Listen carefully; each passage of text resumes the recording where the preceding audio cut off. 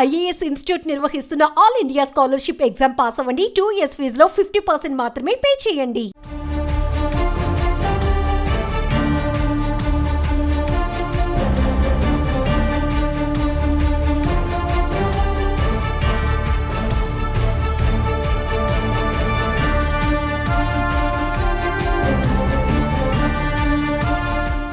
మంచు ఫ్యామిలీలో హైడ్రామా కొనసాగుతోంది. వారి గొడవ ఇప్పట్లో సద్దుమణికేటట్టు కనిపించడం లేదు. వివాదం మరింత పెరిగే అవకాశాలే కనిపిస్తున్నాయి. ఈ క్రమంలోనే మంచులక్ష్మి రంగంలోకి దిగింది. ముంబై నుంచి ఆమె హుటాహుటిన హైదరాబాద్ చేరుకుని మోహన్ బాబు ఇంటికొచ్చారు. గొడవను ఆపేందుకు ఆమె ప్రయత్నాలు చేస్తున్నట్టుగా తెలుస్తోంది. ఇటు మరోవైపు మంచు విష్ణు కాసేపట్లో అక్కడికి వస్తారనే ప్రచారం కూడా జరుగుతోంది. దీంతో విష్ణు వస్తే పెద్ద గొడవ జరిగే అవకాశం ఉందని కూడా తెలుస్తోంది.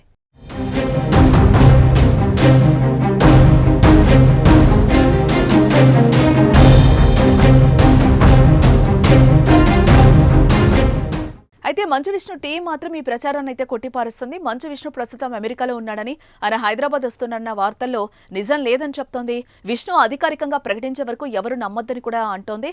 నిన్న కూడా విష్ణు టీం గొడవ అవాస్తవం అంటూ ప్రకటన అయితే విడుదల చేసింది. కానీ చివరికి గొడవ జరిగినట్టుగా కూడా తేలింది. మళ్లీ మంచు విష్ణు రావడం లేదని విడుదల చేసిన ప్రకటనపై నిజమేంతా అన్నది కూడా తెలియాల్సిందే.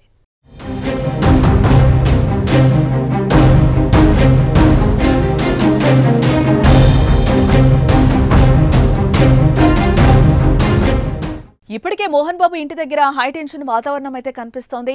మంచు విష్ణుకు సంబంధించిన బౌన్సర్లు, మనోజ్ కి సంబంధించిన బౌన్సర్లు భారీగా చేరుకున్నారు అక్కడకు.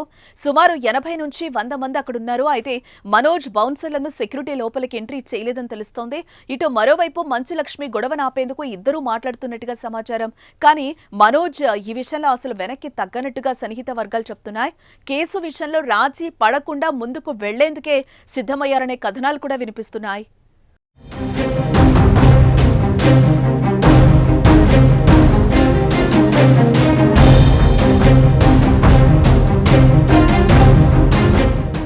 మంచు కుటుంబం గొడవపై పహాడీ షరీఫ్ పోలీసులు క్లారిటీ ఇవ్వాల్సింది.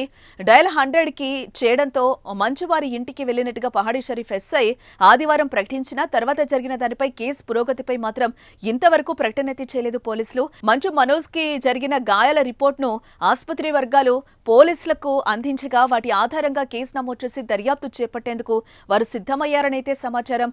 ఇద్దరి స్టేట్మెంట్ ను రికార్డ్ చేసేందుకు పోలీసులు మనోజ్ ఇంటికెళ్లారని తెలుస్తోంది. పోలీసుల అధికారిక ప్రకటన విడుదల చేసే వరకు అసలు గొడవ ఏంటి, ఎవరెవరిని కొట్టారు అన్నదైతే తేలేటట్టు కనిపించడం లేదు.